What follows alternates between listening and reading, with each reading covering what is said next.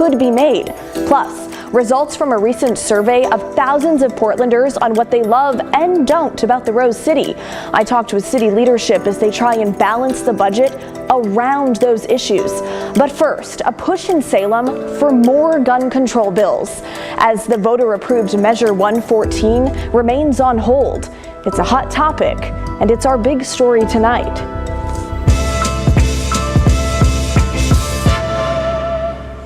Now, before we jump into the new bills in Salem, it's worth noting that just yesterday, opponents of ballot measure 114 filed a petition with the Oregon Supreme Court challenging the constitutionality of the measure. Here's that petition. About a month ago, the Harney County Court's ruling against 114 was overturned by the Court of Appeals, who ruled it is constitutional. The final avenue in the state case is the Oregon Supreme Court, who will now decide whether or not to hear the case. Here's Tony Aiello, attorney for the plaintiffs who want 114 thrown out.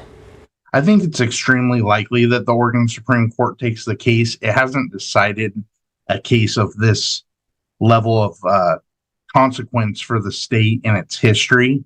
The closest would be in 1984. So we're talking over 40 years now between the last statewide ban of an arm and this statewide ban.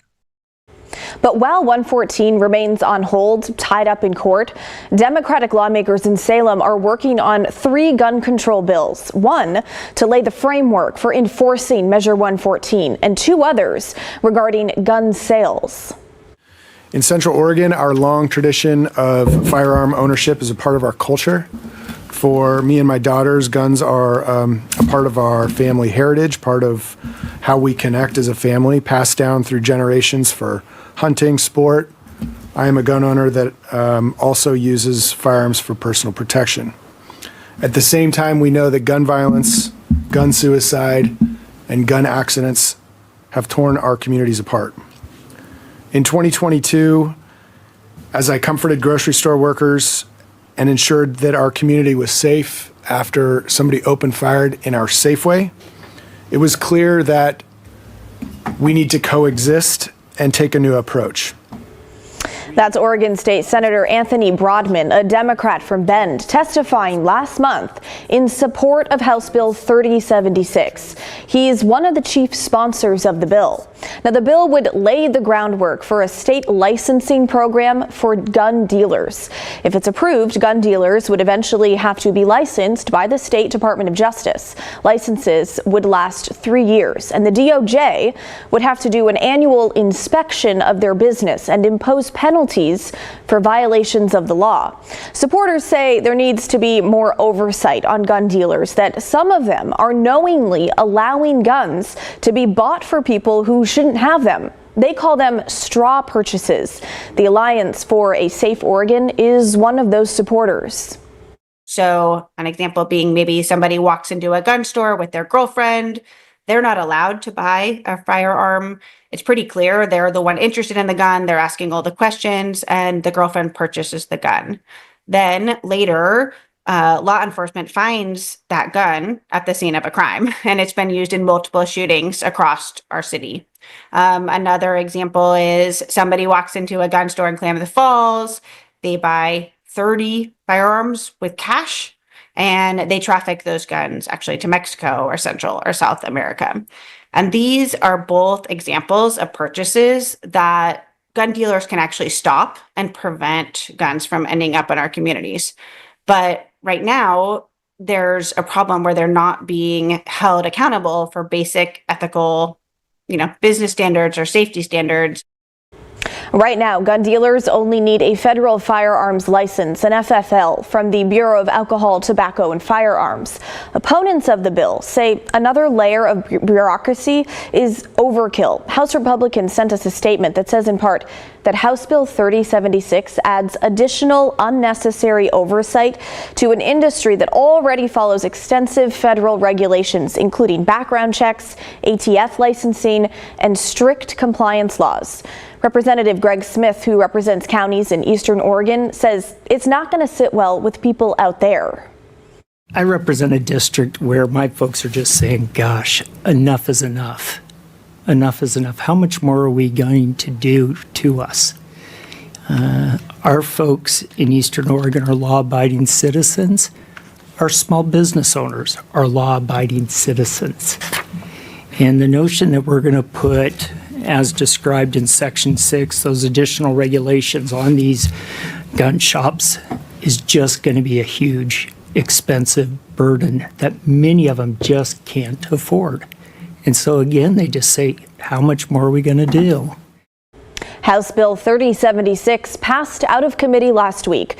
And if you guessed that it passed along party lines, you would be correct. The same goes for the two other gun bills. Senate Bill 243 would impose a 72-hour waiting period on gun purchases. It would also ban rapid fire activators, things like bump stocks that are attached to guns and enable them to fire more like automatic weapons. And it would allow local government to adopt policies banning guns from public buildings. Supporters say it would help stop suicides and mass shootings. Many Republicans simply don't see it that way. The last bill, House Bill 3075, sets up the enforcement of Measure 114, basically getting ready for if the measure clears all of its current legal hurdles. It lays out how and where you get your permit to purchase a gun and why you could be denied. You'll also have to show that you did a safety training course. That was part of Measure 114. So was a ban on large capacity magazines, anything that can hold more than 10 rounds of ammunition. Well, turning now to the city of Portland and results from a new citywide survey that reveals what Portlanders believe to be the top challenges and priorities, some 3.5 months into the new form of government. The results are a tool for city leaders to consider as they try to craft a budget with a $93 million gap. So today, my photographer and I hit the streets to hear from Portlanders and city leaders. Ask any Portlander, and they'll likely agree on one thing. I love that currently we have all of these parks and playgrounds. I love the scenery. Portland's a pretty beautiful place.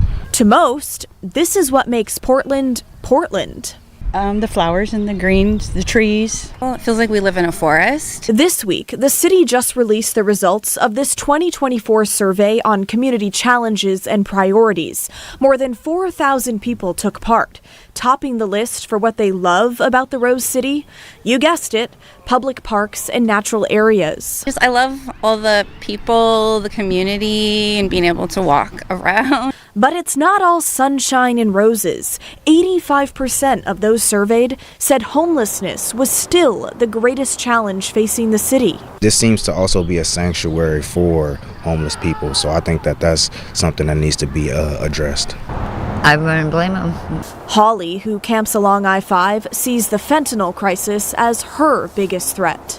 My ex, that our 10 years was coming up, and I just lost him from a fatty overdose. Having some sort of common sense solutions to deal with homeless population and kind of finding good, equitable, and humane solutions to give people a chance to survive and strive in the community.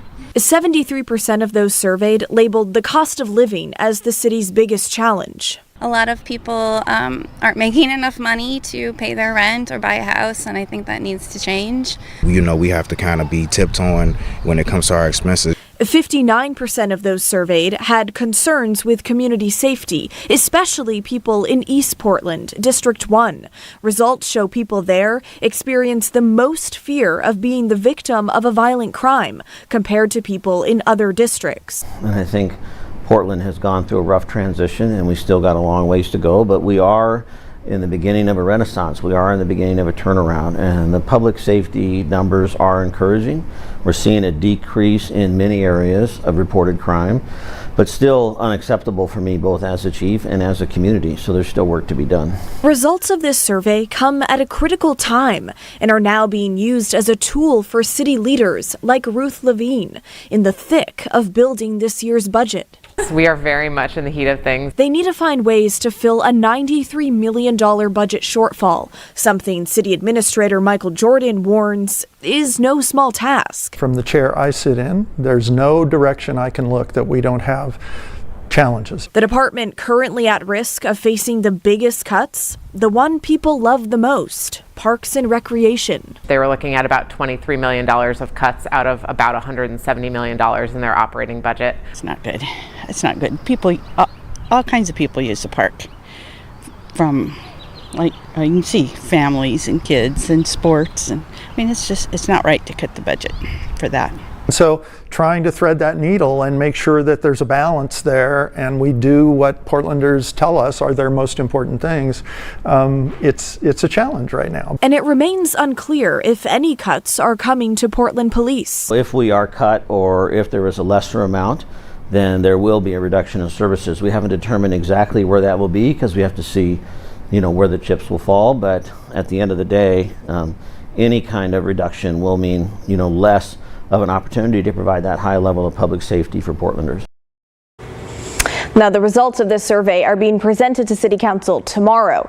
And City Administrator Michael Jordan told me today that Mayor Keith Wilson has until the end of this week and at the latest early next week to finalize his budget, which will then be shared with City Council on May 5th. Following that, there will be opportunities for Portlanders to share their thoughts on his proposed cuts.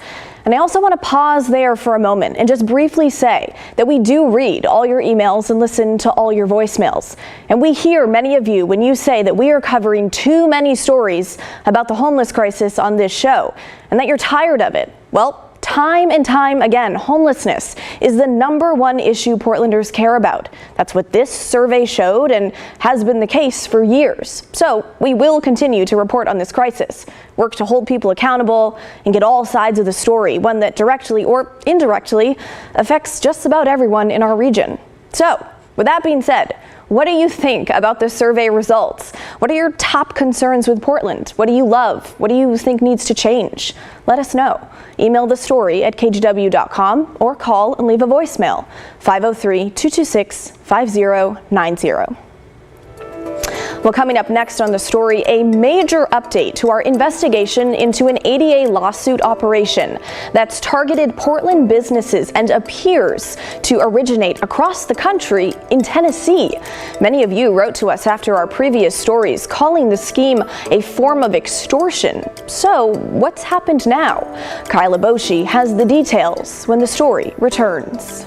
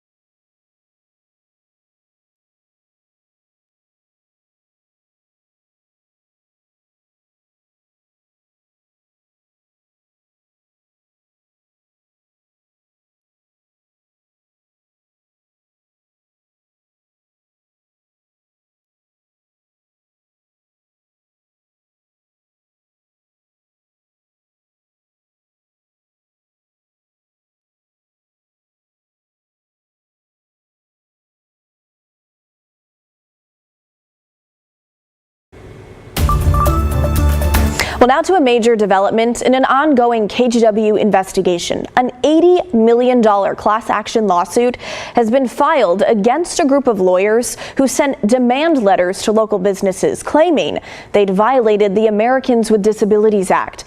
But the Tennessee lawyers involved in the operation suggest they'll challenge the class action suit, which was filed on behalf of 4 Oregon businesses. Here's Kyle Aboshi with the update.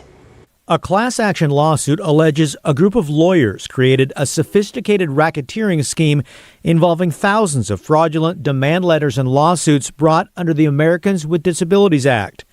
The lawsuit filed in federal court in Portland names the Tennessee law firm of Wampler, Carroll, Wilson & Sanderson, Wade Law, and Oregon attorney Jessica Mulligan as defendants, among others. Ms. Mulligan, Kyle Aboshi with KGW Channel 8. Can we have a quick second with you?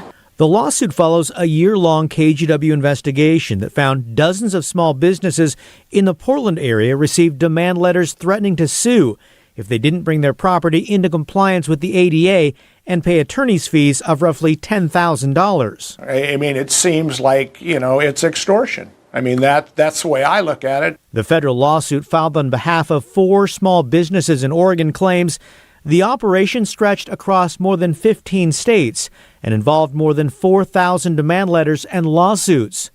Whit Hayden is a small business owner in North Carolina. These people know precisely what they're doing. I think they've gotten it down to a science. The lawsuit claims the lawyers paid people with disabilities to work as, quote, fake testers. Among them, Connor Slevin. Feel like you were used? Oh, big time. Yeah. I mean, it kind of, I feel as though I am a tool in their operation. The so-called fake testers were given a list of businesses to inspect. But the lawsuit claims the lawyers expressly told the fake testers not to concern themselves with actually finding, confirming, encountering, or even attempting to encounter a specific obstacle or barrier in violation of the ADA. How do they pick which ones to go to? I'll be honest with you, I have no idea. Justin Burley Beavers admitted most of the locations are not places he'd visited before or plan to return to. They give me a specific spot. I go there, I do my job, I take my pictures, that's it.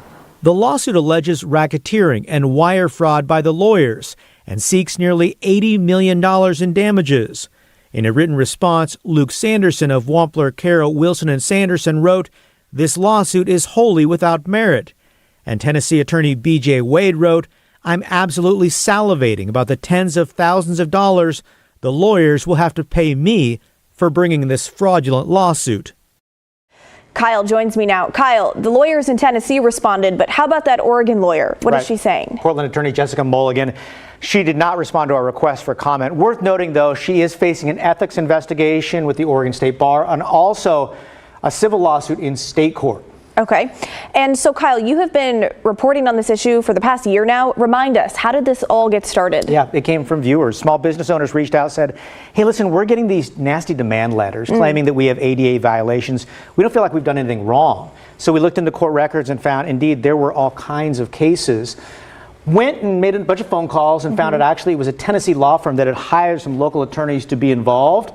That got us looking nationally, and we found basically identical lawsuits all across the country filed in federal court. The real break in the story came when we interviewed the so-called fake testers, though, because they told us how it all works. They opened up the playbook and basically said, listen, this is how the operation works. And from there, we are where we are today. Well, thanks for bringing us this story. We appreciate it. Well, coming up next on the story, we head to Idaho with an update to the Everyone is Welcome Here school poster controversy. For weeks, the school district has refused requests for interviews to talk about why these posters violate their policy on personal opinions. But the board held its first public meeting since the issue came to light. And you'll want to stick around for the highlights and what happens next when the story returns.